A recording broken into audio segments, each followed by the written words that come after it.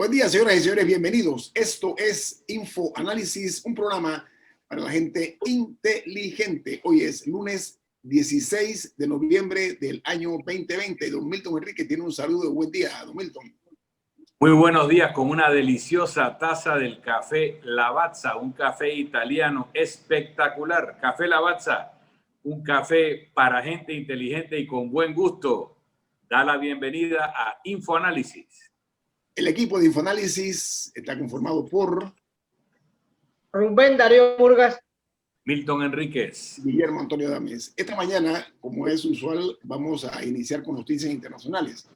La diferencia es que la situación que se ha dado en Perú, amanece hoy sin presidente de la República, sin vicepresidente, o sea, hay una, podríamos llamar una cefalía de poder. Entonces, nosotros, para analizar esta situación en el patio trasero nuestro, en nuestro vecindario, porque Perú va a tener 3 presidentes mientras se nombra el sucesor en el Congreso, el sucesor de Manuel Merino. Vamos a analizarlo con una periodista importante peruana. Ella está en Panamá desde hace 8 años y meses, ¿no? y yo entro al año 9. Año nuevo, estamos hablando de Laura Puertas. Laura, actualmente, ella ocupa un cargo importante, la directora adjunta de medios informativos de la corporación Medcom, como dijo, ya con 9 años en el país. Además, ha ocupado cargos como directora de periodística de América TV y Canal N. Ha sido corresponsal de los prestigiosos diarios El País y The New York Times, y ha sido editora también de la revista Careta, una revista muy combativa, muy reconocida por su trayectoria. Laura ha estado en todas estas posiciones que son importantes. Nosotros no podemos perdernos la oportunidad de platicar con ella acerca de lo que está pasando en Perú, pero sobre todo, Laura, sacamos de tu valioso tiempo para que hoy nos regales con un análisis acerca de esta crisis que está viviendo tu país, Perú. Laura, adelante. ¿Qué tal? Buenos días a todos. Una semana muy triste, la verdad. Primero quiero rendir homenaje a Brian y a Inti, los 2 jóvenes que han muerto durante las protestas. La verdad es que su muerte se veía venir, se avisó, y el presidente en ese momento del Perú, Merino, y su gabinete no hicieron nada para que eso no suceda, y sucedió, y bueno, Merino cayó, Merino tuvo que renunciar, ayer se aceptó su renuncia, y entonces, según el mecanismo constitucional en el Perú, la Asamblea debe nombrar al nuevo presidente de la Asamblea, al nuevo presidente del Congreso. Ese presidente del Congreso, a su vez, asume las funciones del presidente de la República hasta que se produce la transición, que es el 29 de julio del 21. Anoche se presentó, después de largas horas de negociaciones, como son todas las asambleas, ¿no?, en el mundo, se logró una supuesta candidatura de consenso, y se presentó una lista única. Esa lista única, Laura, era una mujer de nombre Rocío Silva Santiesteban, ¿no? Mujer de izquierda, ¿no? Es una mujer bien de izquierda, es una mujer que ha luchado por los derechos humanos, ha sido directora de la Coordinadora Nacional de Derechos Humanos, es poeta, y era una candidatura polarizadora, en verdad, porque era muy de izquierda ella. Entonces a mí me resultó, dije, qué raro que ella haya sido la persona de consenso, pero bueno, si ha sido la de consenso, ella será. Aunque la verdad es que yo tenía mis reticencias por eso, porque pensé que iba a polarizar también. Y ahora lo que necesitamos es más bien alguien que una y que saque al país y que lleve al país a la transición, ¿no? Pero cuando empezaron las votaciones, muchos no votaban, o sea, ni siquiera se abstenían, simplemente se quedaban callados. Entonces eso fue como raro, era el primer signo de que algo no estaba bien. Y luego, abrumadora cantidad de votos en contra, los propios que le habían... Entonces luego hubo una entrevista con ella, y ella dice y cuenta que a ella le habían prometido, varios grupos le habían prometido el apoyo, y que al final votaron en contra. Pero fue realmente una payasada. O sea, nuevamente la Asamblea se puso de espaldas a ese país que le está reclamando: no pongas tus intereses delante. hay que poner los intereses del país y los intereses de esta mayoría en ese Congreso, lamentablemente son mezquinos. O sea, no son... Laura, intereses... para entender la estructura de poder en Perú, Perú tiene un sistema semiparlamentario o semipresidencialista. Tienes un presidente, tienes un primer ministro, tienes un vicepresidente y tienes un presidente de un Congreso unicameral. Ahora mismo no tienes nada de eso. No existe ni presidente del Congreso, ni vicepresidente de la República, ni primer ministro, ni presidente de la República. Eso es la situación. Esa es la situación. Ni hay un gabinete, no hay ministros porque renunciaron. Los ministros han renunciado, pero tienen que quedarse en el cargo hasta que... Pero claro, no van a tomar ninguna decisión. O sea, están en el cargo, pero no, ¿qué van a hacer? No ejercen. Entonces, todo está en manos de una asamblea polarizada que se eligió en una convocatoria que hizo el presidente Vizcarra hace un tiempo y lo que salió fue una atomización mayor y Vizcarra no tiene partido y no tiene diputados que lo apoyaban. ¿Es así? Claro. O sea, Vizcarra también sale, acuérdense ustedes, de la vacancia. O sea, ¿por qué llega Vizcarra? Vizcarra era el vicepresidente del entonces presidente Pedro Pablo Kuczynski. Cuando gana Pedro Pablo, la candidata Keiko Fujimori nunca acepta ese triunfo. Ella nunca reconoce el triunfo, nunca. Yo creo que hasta ahora. Ahí empezaron los problemas, en verdad. Y entonces Kuczynski tuvo un gobierno muy accidentado porque acuérdate que la mayoría en el Congreso la tenía el partido de Keiko Fujimori. Entonces fueron obstrucciones tras obstrucciones, más un manejo malo y no político de la situación por parte de Pedro Pablo también, que terminó en la vacancia de Pedro. Bueno, un pedido de vacancia de Pedro Pablo, uno que gana, y luego viene otro, y entonces él renuncia antes. Ahora, antes de ese momento, Pedro Pablo Kuczynski había hecho un pacto con el hermano de Keiko Fujimori y una parte de la bancada de ese partido para darle un perdón a Alberto Fujimori. Sí, bueno, se lo dieron. Él llegó a darle el perdón a Alberto Fujimori. Claro, el indulto. Luego volvió, luego se revertió, pero sí, así fue. Laura, o sea que ahí se había fracturado también el partido fujimorista o se recompusieron ya. Y además Pedro Pablo, ¿por qué llega? Él se olvidó, porque nuevamente, se olvidan de cómo llegan. Él llega porque el voto antifujimorista lo respalda. Y entonces cuando él da el indulto, se sienten traicionados y ahí es donde salen a la calle, ¿no? También. Laura, hay un tema, tú tocaste la muerte de 2 jóvenes y además hubo un centenar de heridos.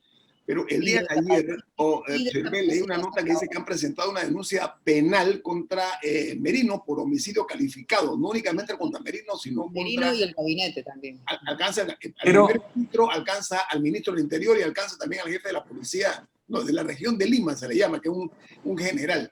Esto tiene un doble impacto, Laura, también, ¿no? Sí, claro. Déjame leer un artículo de la Constitución que hace referencia a eso y que explica por qué renunciaron todos los demás ministros.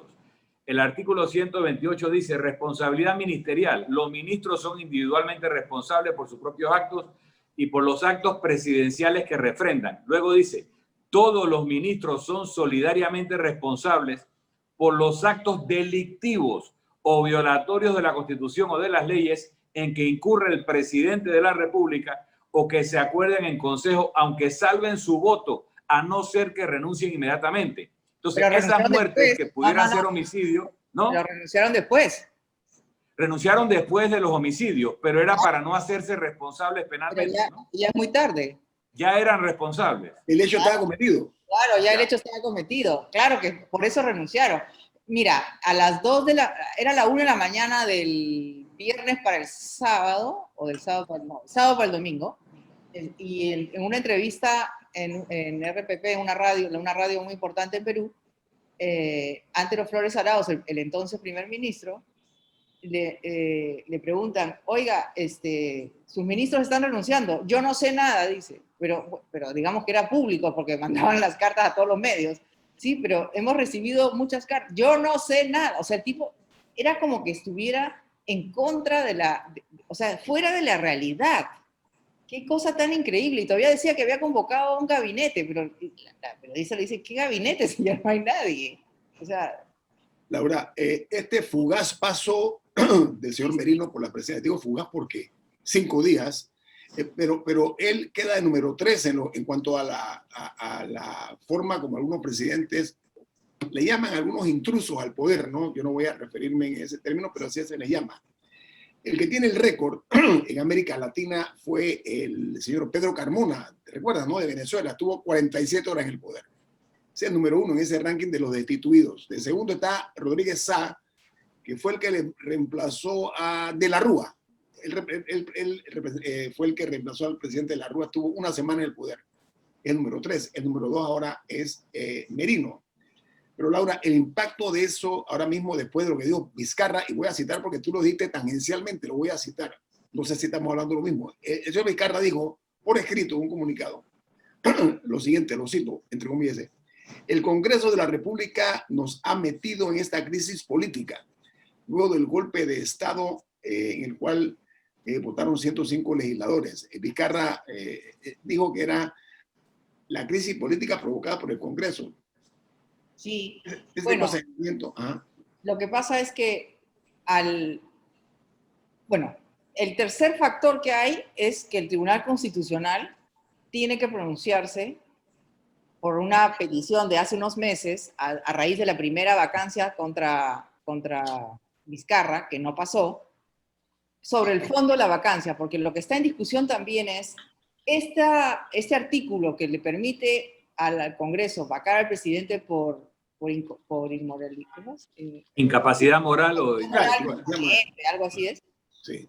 No, o sea, si puede ser usada para cualquier cosa, vamos a decir así, o hasta, cuáles son sus límites, eso es lo que el Tribunal Constitucional, y en mi opinión, yo no entiendo por qué hasta ahora no se pronuncia.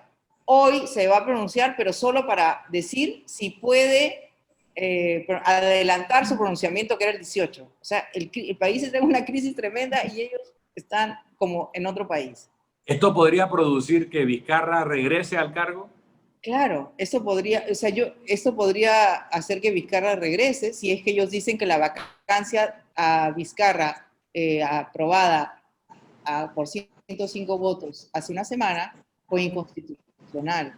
Pero todo esto todo está agarrado con baba, ¿se dan cuenta? Es sí. Una situación realmente muy... Para que entendamos el proceso de vacancia, no es un proceso penal, es un proceso político, en donde el defendido, en este caso el presidente de turno, solo tiene media hora para argumentar y se acabó. Y luego votan y pueden destituirlo por vacancia, declarar la vacancia y ya. O sea, no hay un proceso penal con pruebas, nada. Esto es por eso es que se supone que la vacancia era usada solo para casos extremos. O sea, alguien que enloquece, me imagino, ¿no? O sea, porque Argentina desde hace muchos años. De hecho, se usó para Fujimori cuando él renunció por fax, allá en el 2000. Y entonces ahora los fujimoristas en el Congreso anterior lo usaron contra Pedro Pablo Kuczynski.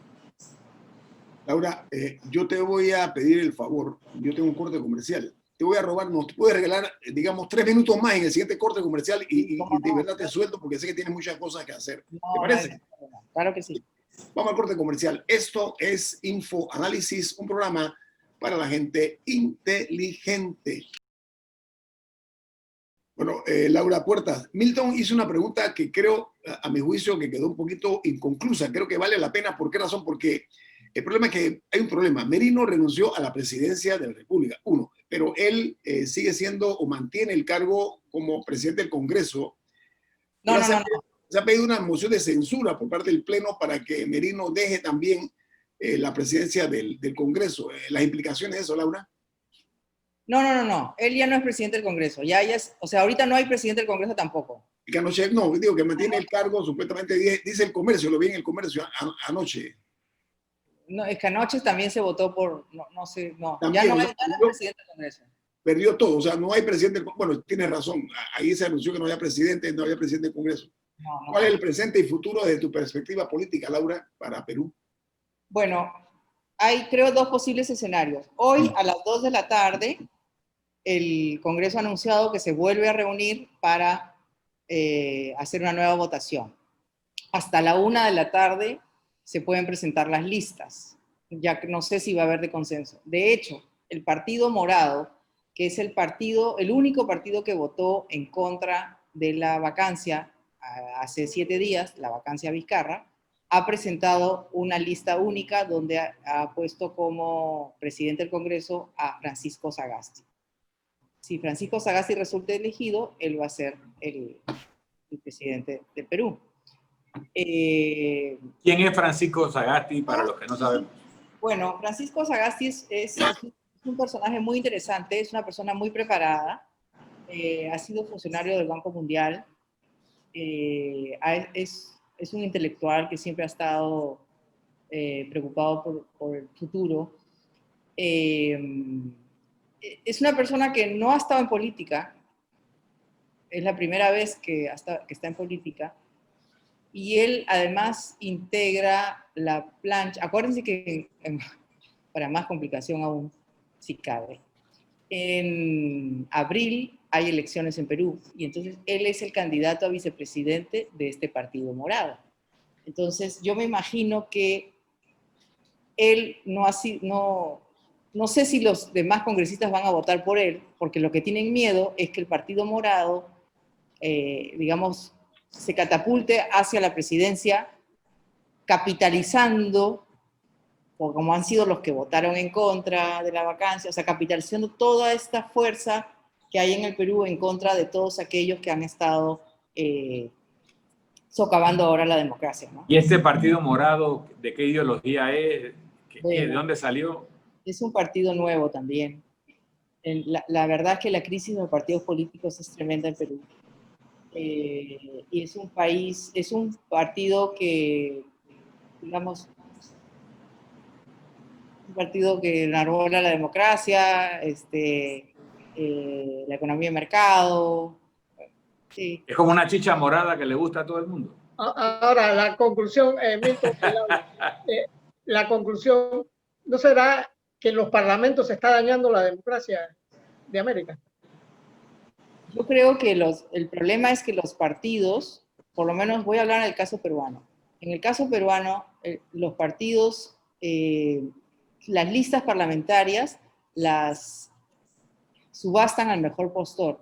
Entonces, el que tiene plata va en el mejor lugar, salvo algunos lugares que ellos respaldan, me imagino, para sus vacas sagradas. Y ese es el problema, que entra gente que pone plata, pero tiene otros intereses y no pues servir a un país, ¿no? Pero entonces, volvemos a lo mismo. El financiamiento debe ser público para evitar que el dinero privado entre en las campañas políticas. Sí, yo pienso que sí, es una salida, ¿no? Por supuesto. Laura, ya para terminar, estamos abusando de tu tiempo. Les repito, Laura es la directora adjunta de los medios informativos de la corporación Medcom. Tenemos una muy buena amistad y por eso la amistad alguna vez permite algún tipo de exceso, Laura, ¿no? Eres muy generosa, pero quiero terminar la entrevista, Laura, porque lo que está ocurriendo en Perú es parte de otro movimiento que se han dado en otros países, donde el enojo popular, lo voy a llamar así, el enojo popular ha llevado a la gente a las calles. En el Perú, una de las razones fundamentales, ¿cuál fue, Laura, de que se dieran durante varios días este tipo de manifestaciones públicas y cómo lograron derrocar o llevar al señor Merino a renunciar? ¿Cuál fue el detonante principal? Por más que Merino y su gabinete dijeran que eran un gobierno legal, se convirtieron en ilegítimos. O sea, le quitaron la legitimidad. ¿Por qué? Porque, nuevamente, tenían una agenda. O sea, venían para realizar una serie de reformas que querían quitar la reforma a la universidad. Lo que pasa es que es tan difícil explicarles en pocas palabras, pero los que pusieron a Merino, por ejemplo, tienen universidades que no han pasado un filtro de un organismo que se llama la SUNEDU. Y entonces lo que querían era revertir eso. O sea, porque lo que pasa es que empezaron a proliferar universidades en Perú y se creó este organismo para que las rigiera y que solamente quedaran las que realmente son buenas y no engañaran a tanta gente que finalmente, porque son universidades privadas, que la gente, digamos, de pocos recursos hace todo un esfuerzo para pagarle la carrera al hijo y finalmente no aprende nada. O sea, terrible. Y entonces, este es uno de los ejemplos. O sea, iban para acabar con la reforma universitaria. Entonces, ¿por qué han salido a las calles? Por eso, porque dijeron, no, hey, un momento, no van a venir ahora, después de todo lo que hemos logrado, no van a venir ahora a quitarnos, digamos, es la gente que ha salido a marchar ha salido a defender la democracia, por eso le ha llamado una socióloga la generación del bicentenario, porque Perú en 2021 va a cumplir el bicentenario. Entonces, la verdad es que ha sido emocionante. Eran marchas, yo nunca había visto una marcha así. Ha sido una marcha multitudinaria en todo el país, en todas las zonas. O sea, por ejemplo, Lima, que es una ciudad grande, tenía marchas en muchos distritos. Y cuando dicen que cuando uno se paraba en la avenida que ya está cerca al centro histórico, la cantidad de gente que pasaba por ahí yendo, o sea, era increíble, y además todos en paz, todos cantando, digamos, no era una marcha violenta, no merecían morir esos chicos, eso ha sido, además, la necropsia de uno de ellos tiene 12 impactos. De perdigones, ¿no? Son perdigones. Perdigones de plomo, ese eufemismo todavía no lo he entendido, es perdigón de plomo. Entonces, 12 impactos en el tórax, en la cabeza. Sí. Eso puede matar. Sí, a quemarropa parece, ¿no? Claro, claro. Entonces, eso los trajo abajo. O sea, esa muerte, en verdad, esas dos muertes los trajeron, fue la que los trajo abajo, ¿no? Y anoche, mientras estaban votando, estaban los estudiantes fuera del Congreso. La verdad que son admirables, ¿ah? Admirables. Sí, Laura, eso ocurrió, ese movimiento de la juventud también en Chile. En Chile ocurrió lo mismo, la juventud también fue un factor. Porque además, pero aquí no son violentos. En Chile hubo violencia. Hubo mucha violencia. Aquí, la otra cosa es que no se entiende tampoco porque los tiempos han cambiado. Las redes, el TikTok, el Instagram y tantas otras que seguro ni conocemos, te permiten conectar. Ellos tienen todo un sistema llegas, le dan súper organizado, pero entonces los, digamos, dinosaurios dicen, aquí tiene que haber un partido detrás que está organizando todo esto. No, el mundo cambió. El mundo cambió. Esto es una organización de ellos. ¿Le dicen la revolución de los millennials también? No, le dicen la generación del bicentenario. Le han puesto del bicentenario, no son los millennials. Okay. Pero son los millennials, por supuesto. Son los millennials que además reciben sus kits, llegan a la plaza y están recibiendo su vinagre para las bombas lacrimógenas, el alcohol para la mascarilla, una mascarilla de repuesto. Tienen aplicaciones por TikTok para poder saber dónde está cada uno, o sea, dónde están con geolocalización. Es una cosa increíble, de verdad. En mis tiempos nos dábamos, en la lucha contra la dictadura militar, nos dábamos el vinagre, los trapitos. Claro, ahora tienen que darte la protección a las bombas lacrimógenas más la protección al COVID. Sí. Bueno, Laura Puerta, muy rica esta conversación, rica en dos sentidos, el gusto de platicar contigo y por el otro, rica en contenido, rica en información que nos has dado a nosotros y a los oyentes a nivel nacional de Omega Estéreo. Realmente ha sido muy positiva tu participación aquí, me esperaba menos de una periodista de tu categoría, Laura. Y repito, mis disculpas públicas porque me excedí, imagínate, tú te pedí 3 minutos, de modo casi 12 minutos. Así que te agradezco mucho, Laura, que tengas un muy buen día. Con mucho Gracias. gusto. Lo mejor para tu país, Laura, lo mejor para Perú, que es una gran nación, ¿no? Que Perú va a salir adelante, estoy segurísima que vamos a salir adelante, segurísima. Grande abrazo en la distancia, Laura, que tengas un buen día. Vamos a ver especial. Esto es Info Análisis, un programa para la gente inteligente. Bueno, amigos, nosotros no podemos pasar por alto un fenómeno natural que hoy a las 7 de la mañana el Centro de Huracanes de los Estados Unidos reportó que se está fortaleciendo el huracán Iota. se está hablando de que puede pasar a categoría 5. Hoy, 7 de la mañana, hace exactamente una hora. Ellos reportaron, tienen las vistas satelitales sobre este fenómeno que a su vez ha generado lo propio en los países que van a ser, o que se ha anunciado que van a ser afectados, porque se va a intensificar. Esto se habla, lo que se dijo, se catalogó como un impacto, y estoy citando, potencialmente catastrófico en Nicaragua y Honduras. Y están advirtiendo que puede golpear las costas con mucha fuerza como categoría 4. Repito que se puede incrementar. Entonces, nosotros contactamos a un meteorólogo de la empresa ETESA. No obstante, todavía no se ha conectado. Estamos a la espera porque queremos hablar de eso para ver cómo se ve para Panamá, donde he observado, por ejemplo, El Salvador está en alerta amarilla contra Iota. El SINAPROC aquí en Panamá ha advertido sobre lo que llaman ellos alerta roja, y sobre la provincia de Chiriquí, la provincia de Boca del Toro y una comarca que es Laguna Yala. Entonces, me gustaría, Milton y Rubén, hablar un poco acerca, porque va a tocar tierra, así que ya no la tocó en el litoral Caribe, en Nicaragua y Honduras. Eso para la tarde va a estar muchísimo más fuerte, y se habla de vientos en Panamá y lluvias. Milton y Rubén, adelante. Bueno, a mí me parece importante y para reconocer que a diferencia de hace 10, 12 días, hemos visto al presidente de la República, hemos visto la conformación de una fuerza de tarea conjunta de todos los estamentos que pueden velar por la seguridad de las personas en eventos como este. Parece que vamos a estar mucho mejor preparados en lo que nos pueda afectar. Hay alertas hacia las poblaciones que viven en las riberas de los ríos para removerse de allí, pero también entiendo que se habla de lugares donde van a ser recogidas estas personas o guarecidos. Incluso, pues, espero, confío en que va a haber mucha mejor preparación que hace 2 semanas, y que por lo tanto los efectos en nosotros deban ser de menor tragedia en las personas, sobre todo porque no se puede controlar lo que le pase a las propiedades por los eventos que nos esperan. Así que me siento realmente más tranquilo de que uno percibe una preparación gubernamental que no percibía hace 2 semanas.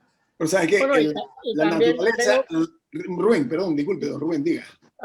También hay que destacar la enorme solidaridad del sector privado, porque Panamá no está del pasado evento, ¿no? Sí. No estamos acostumbrados a estas desgracias. Hemos vivido con el cuento que Dios nació en Panamá, pero efectivamente nosotros, la historia pasada, el siglo antepasado, pasamos muchas cosas horribles en los 1800. Y nosotros, pero también tuvimos privilegios únicos, tener el canal y la presencia norteamericana aquí ayudó a Panamá en muchas cosas importantes. Hemos recibido cooperación de los Estados Unidos, helicópteros y personal de rescate esta semana, que era un poco lo que se recibía de las bases cuando había acá.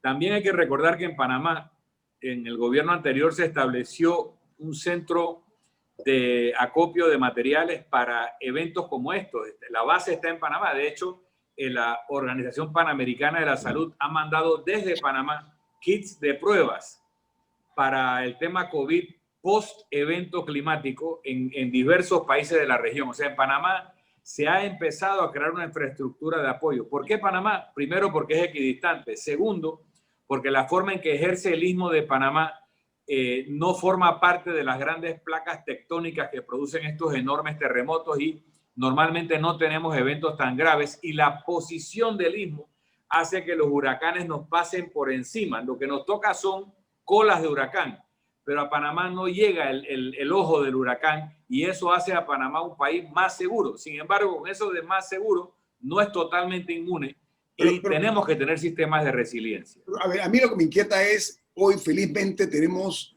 vistas satelitales de cómo el movimiento de cada una de estos fenómenos naturales. No obstante, cuando di la nota que dio a conocer a las 7 de la mañana de hoy el Centro de Huracanes de los Estados Unidos, que habían vientos de 250 kilómetros por hora. Y ellos califican y dicen que se estaba fortaleciendo y que podría llegar a categoría 6, va a superar y con creces a ETA. Vamos a comenzar por ahí. Segundo, lo que se está hablando en los centros de huracanes de los países que van a ser más duramente golpeados, se habla de que va a traer respuestas o situaciones catastróficas. Estoy citando puntualmente los términos que se están utilizando, que son términos muy duros, hay que verlos en su contexto. Se habla de marejadas ciclónicas potencialmente mortales. La gente que está por las playas, mejor es que dejen a un lado ese tipo de situaciones. Se habla del impacto de la lluvia extrema. Panamá, la lluvia, ya ustedes vieron lo que dejó el ETA la vez pasada. Lo que quiero advertir con esto de una manera muy respetuosa es que tenemos que prepararnos como en efecto se está haciendo, porque es hora que nosotros seamos más proactivos más que reactivos. O sea, le salgamos al paso adelante. Ya es toda una realidad. Está tocando la parte insular, está tocando ya tierra en Centroamérica. Para esta tarde va a golpear muy duro a estos países y se habla que en Panamá, y por eso estoy esperando a los señores de TESA. Qué raro que no se hayan conectado. Deben estar complicados, ¿no? Porque ellos están enfrentando una tragedia también. O sea, ellos son los que tienen que estar al pie del cañón. Si no están con nosotros, se debe entender. Pero ya me contestaron que se van a conectar, ¿no? Entonces, muy bien. Quiero referirme a esto, o sea, el impacto con lo que ellos llaman potencialmente catastrófico. Yo quiero decir que esto no es romántico, esto es una realidad incuestionable, que tenemos que estar preparados nosotros de una forma responsable.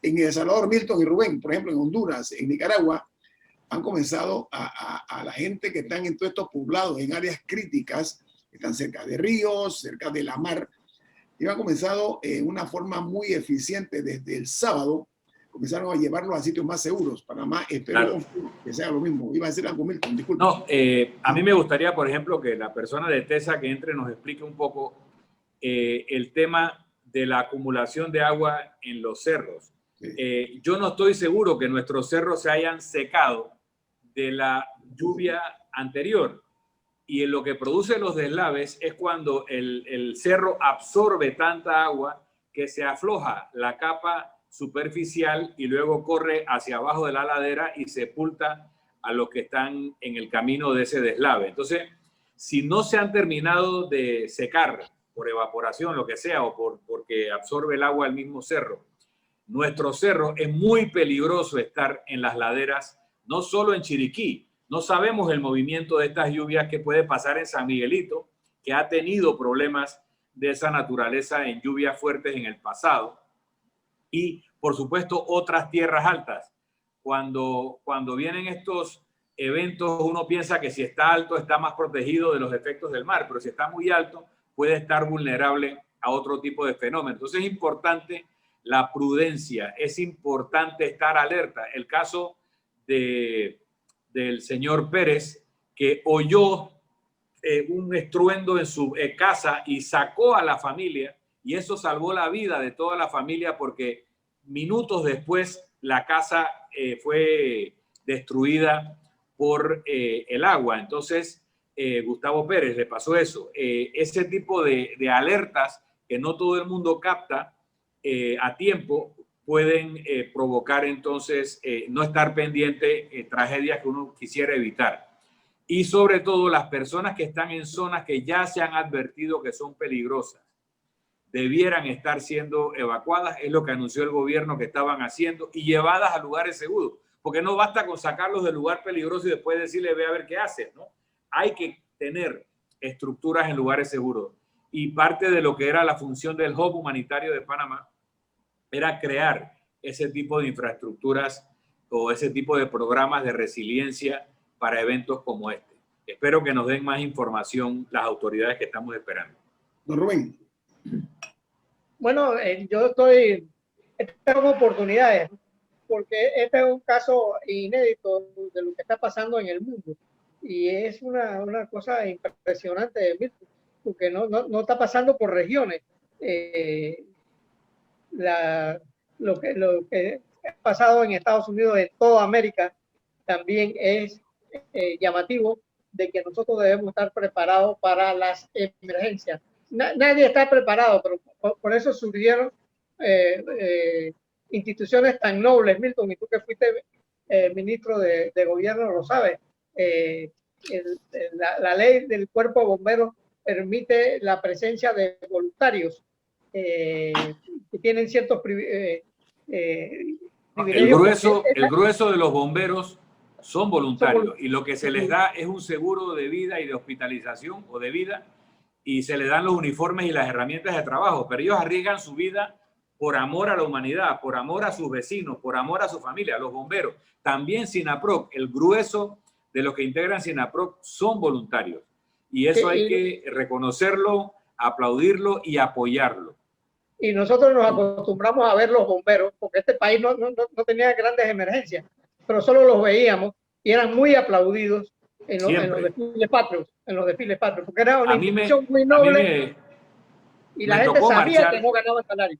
Sí, a mí me tocó marchar con los bomberos porque cuando uno es ministro de gobierno, lo nombran coronel honorario de los bomberos, así que me tocó marchar con ellos, y el aplauso que reciben los bomberos al marchar en el desfile de antorchas, etcétera, es algo conmovedor, porque el pueblo reconoce la abnegación, reconoce el valor, reconoce la lealtad y reconoce el honor de los integrantes del benemérito Cuerpo de Bomberos de Panamá. Mira, ahora mismo estoy viendo que en Colombia se están preparando desde ayer y ha creado mucha tensión este IOTA en las áreas de San Andrés y Providencia, que están en peligro, una fuerte amenaza, lo que está ocurriendo por parte de IOTA. Colombia. Porque está en ruta. O sea, lo que pasa es que están frente a Nicaragua, ¿no? Lo que quiero decir es que quiero decirle que Colombia está tomando puntualmente ya decisiones, acciones en cuanto al área de San Andrés y de Providencia. Sí. Nosotros estamos también, y tengo la confianza de que la ciudadanía va a comprender que hacerle caso a las indicaciones del gobierno es juicioso, porque mejor es prevenir que lamentar, porque a veces la gente se resiste, también hay que decirlo, a abandonar sus hogares, y eso es perfectamente comprensible. Pero ojalá que entiendan el alcance de este IOTA, que repito, 250 kilómetros por hora, le mete miedo hasta el más pintado. Ay, perdónenme el término. Vamos a corte comercial. Esto es Info Análisis, un programa para la gente inteligente. Sí. Tenemos en pantalla ya y en línea al señor Jonathan Montes, él es meteorólogo de TESA. Queremos el Monte para el tiempo que nos queda. Lamentablemente se ha conectado un poquito tarde. Tenemos más tiempo disponible, pero ya nos quedan específicamente 10 minutos para que nos hable acerca de cuál es la situación en este momento con relación al huracán Iota y su impacto en Panamá. Señor Montes, buen día. Hola, buenos días. Sí, a todos los amigos Radio Escucha. Bueno, la Dirección de Hidrometeorología de TESA se ha mantenido constantemente monitoreando este tema ciclónico, el huracán Iota. Ayer, en la última actualización, está en categoría 1. Prácticamente después de las 4 de la tarde ya es categoría 2. Hoy, a las 7 de la mañana, ya es categoría 4. Acabo de ver la última actualización y estamos a 1 kilómetro de que Iota se vuelva a categoría 5. Permiso, señor Monte, alcanzando viento sostenido de 251 kilómetros. Él mismo mantiene la misma trayectoria pronosticada hacia Nicaragua y Honduras, recalcando nuevamente a la ciudadanía panameña que los impactos directos de Iota Panamá no los sufre. Nosotros no estamos preparados para sufrir viento sostenido de 251 kilómetros. A duras penas, con 61 kilómetros, ya tenemos voladura de desprendimiento de árboles y de postes. Nosotros sentimos el impacto indirecto del huracán, que es la fuerza que él ejerce al succionar esa humedad del Pacífico por el movimiento giratorio que tiene el mismo, que es lo que nos ha estado dejando sus bandas nubosas, nos ha estado bajando toda esa humedad a lo largo del Pacífico y sectores del Caribe como la comarca Gunayala, Colón, norte de Veragua, y esperamos también que en los próximos días también Bocas del Toro esté sufriendo estas consecuencias del huracán Iota. Señor Montes, ya nosotros temprano vimos la información que fue generada por el Centro de Huracanes de los Estados Unidos, que está en 250 kilómetros por hora y que es probable que sea, incluso suba a categoría 6. Y eso nosotros lo dimos. Le ruego que mejor nos concentremos como una advertencia para los panameños responsable en cuanto a el impacto que puede tener para Panamá, conforme a lo que ustedes están viendo en meteorología de TESA. Es correcto, emitimos un mapa de impacto por acumulado de lluvia, en donde podemos alcanzar acumulados en los próximos 4 días de hasta 350 milímetros de lluvia. Eso quiere decir que venimos de un octubre de temporada lluviosa, muy lluviosa para ciertas áreas del país, como Chiriquí, Cordillera Central. ETA todavía sobresatura, entonces nos mantenemos con esas condiciones. Y si estamos esperando más lluvia, las probabilidades de que se den estos deslizamientos son muy probables. Entonces, en coordinación con el Sistema Nacional de Protección Civil, que es el ente para dar los avisos, las llamadas de emergencia, ellos emiten también las prevenciones que ellos como entidad legal para hacer este tipo de llamados de atención los puedan tomar. Sin embargo, nosotros en nuestros avisos sí les recomendamos a las personas resguardarse. Si usted vive cerca de una ladera y tiene algún familiar, mudarse, no esperar que vaya otra persona a sacarlo de su lugar. Si usted vive a orillas de un río y saben que las probabilidades de inundación son muy altas, mudarse momentáneamente para un lugar donde usted no vaya, ni usted ni su familia van a sufrir los impactos. Para entender lo que significa la precipitación, cuando habla de 300 mililitros, eso nada más lo entienden ustedes. Un día de lluvia equivale a cuántos días de lluvia acumulados normalmente, para entender la cantidad de agua que nos está cayendo. Normalmente un aguacero, por decirlo así, un aguacero normal nos puede estar dando a nosotros 20 milímetros de lluvia. Okay. En un periodo de 35 a 40 minutos. Okay. Pero cuando nosotros hablamos de lluvias de 300 a 350 milímetros, vamos a entender primero, 1 milímetro de lluvia representa a 1 litro de agua vertido en 1 metro cuadrado, ¿verdad? Okay. Si yo digo 350 milímetros de lluvia, son 350 milímetros de lluvia vertidos en 1 metro cuadrado. Y si yo tengo una extensión de 545 kilómetros cuadrados, vamos a hacer matemática de qué cantidad de agua es. No todos los suelos de Panamá están preparados para recibir esa cantidad de lluvia. Nos dimos cuenta que Chiriquí, que es un país que es una provincia que por su climatología está acostumbrada a recibir mucha lluvia, y más en la temporada lluviosa, el suelo se sobresaturó. Para entender, para nosotros normalmente un día lluvioso podemos tener hasta 60 milímetros de lluvia, por un día muy lluvioso. Y en 4 días, si vámonos por lo normal, 60 más 60, 120 más 120, vamos a decir que en 4 días muy lluviosos podemos tener hasta 200, 240 milímetros. Y estamos pronosticando 350 milímetros, sabiendo que ETA en esa región dejó hasta acumulados de 400 milímetros de lluvia en una estación que tenemos en Chiriquí. Por eso, ya los cerros están saturados de agua. Exacto. Si les cae el agua que les hubiera caído en 4 días, le cae en un solo día, las posibilidades de deslizamiento o deslave son enormes. Es así. Enormes, correcto. Entonces, ¿hay algún tipo de sistema para que la gente que tiene que mudarse se pueda llevar sus cosas o tiene que salvar la vida y saber que va a perder todo lo que tiene en su casa? Bueno, casualmente, en base a lo que usted está diciendo, el Sistema Nacional de Protección Civil emitió para esas áreas una alerta roja, y ya esto implicaría de que ellos tomen la decisión si la población o evacúa o no evacúa. Ya eso quedaría en responsabilidad de Pero es que tal vez no le corresponde a usted, pero hay que el llamado a las autoridades. Si usted me dice se las ha hecho, durante estos días nos hemos reunido con ellos y se les ha hecho el llamado y se les ha recalcado muchas veces de que las probabilidades no son bajas, son muy altas de que ocurra eso. Permítame mandar este mensaje a los que lo tienen que hacer, que es SINAPROC y los demás. Si usted me dice a mí, salve su vida, váyase de ahí, pero usted no me va a ayudar a llevarme mis cosas. Yo estoy perdiéndolo todo. Pero si usted, además de evacuarme, me dice, vamos a transportar con camiones sus cosas a un lugar seguro, es totalmente distinto el mensaje. Entonces, Exacto. no solo hay que decirle váyanse de ahí, sino el gobierno debe poner sistemas de evacuación. Sí, pero quiero aprovechar al señor Montes, porque, me queda claro que la alerta roja es para Chiriquí, Bocas del Toro y Gunayala, la comarca de Gunayala. Eso me queda claro, alerta roja.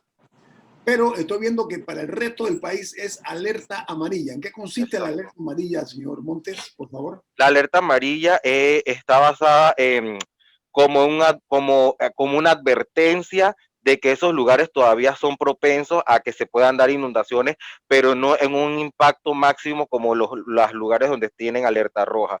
Por lo general, ellos se basan en algunos análisis de riesgo que puedan tener ellos, que desconozco cómo se maneja SINAPROC para poder emitir este tipo de advertencia, porque no es lo mismo que nosotros digamos un impacto de inundación o un impacto por desborde de río, que esa información la manejan ellos en sus herramientas. Entonces sí, ahí sí yo desconozco en qué se basa SINAPROC para poder decir esto es una alerta amarilla, esto es una alerta roja. En el caso de Cunayala, ya hace varios años, varias comunidades que estaban en islas que fueron sepultadas por el mar, pues se han tenido que mudar a tierra firme. ¿La alerta para Cunayala es por lluvia o por oleaje? ¿O por ambas cosas? Ambas cosas, porque el aviso por oleaje se emitió ayer. El huracán, cuando está en estas categorías, arriba de categoría 2, en la marejada ciclónica, esto pueden darse olas de hasta prácticamente 4, 3 metros, que eso serían como 10, 11 pies. Entonces, como él está en el Caribe, las posibilidades de que se den estas olas son bastante altas, y sobre todo Gunayala, Bocas del Toro, norte de Veraguas, Colón.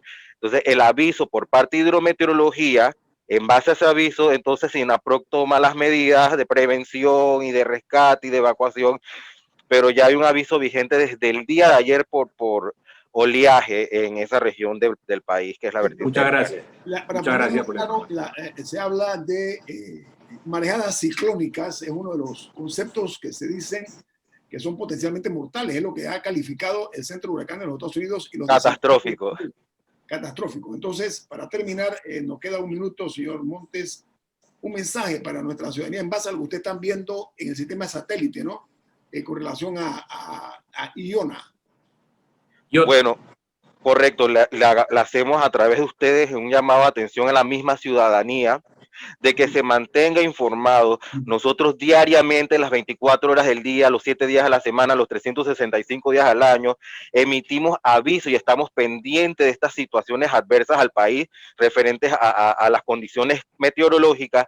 Y es necesario ya de que la población ya tome la cultura y se dé cuenta de que ya nosotros tenemos que tomar el tiempo como parte nuestra, sabiendo que es un tema transversal, porque para construir necesitamos saber el estado del tiempo para viajar, para ir a la playa, para ejercer actividades al aire libre. Entonces, tenemos una institución que nos brinda esa información de manera gratuita. Entonces, por lo menos tomarse la molestia de leer de qué está pasando, qué puede pasar, y en base a ello tomar la decisión de que si me arriesgo o no me arriesgo, pero la leyó. Entonces, aparte de eso, seguir las instrucciones que dan los medios oficiales cuando nosotros emitimos un aviso o una alerta. Nos dimos cuenta que con esta situación de ETA y todo, como que la gente no sabía que hidrometeorología no emitía avisos, y nosotros siempre hemos estado al pendiente y nunca estamos cerrados a compartir la información que le pertenece al país. Eso, me gusta mucho la idea. Nosotros aquí en esta empresa que tiene cobertura nacional, nosotros vamos a dar a conocer permanentemente la información que ustedes generen para que sepa y los oyentes de Omega Estéreo. Oiga, señor Montes, meteorólogo de TESA. Gracias a ustedes por cedernos este espacio tan importante. Muchas gracias. Buen día. El equipo de Infoanálisis. Nos despedimos disfrutando una deliciosa taza del café Lavazza, un café italiano que usted puede adquirir en los mejores supermercados y pedirlo en los mejores restaurantes. Café Lavazza, un café para gente inteligente y con buen gusto. Despide Infoanálisis. Nos vamos. Hasta mañana. Y nos vemos hasta mañana.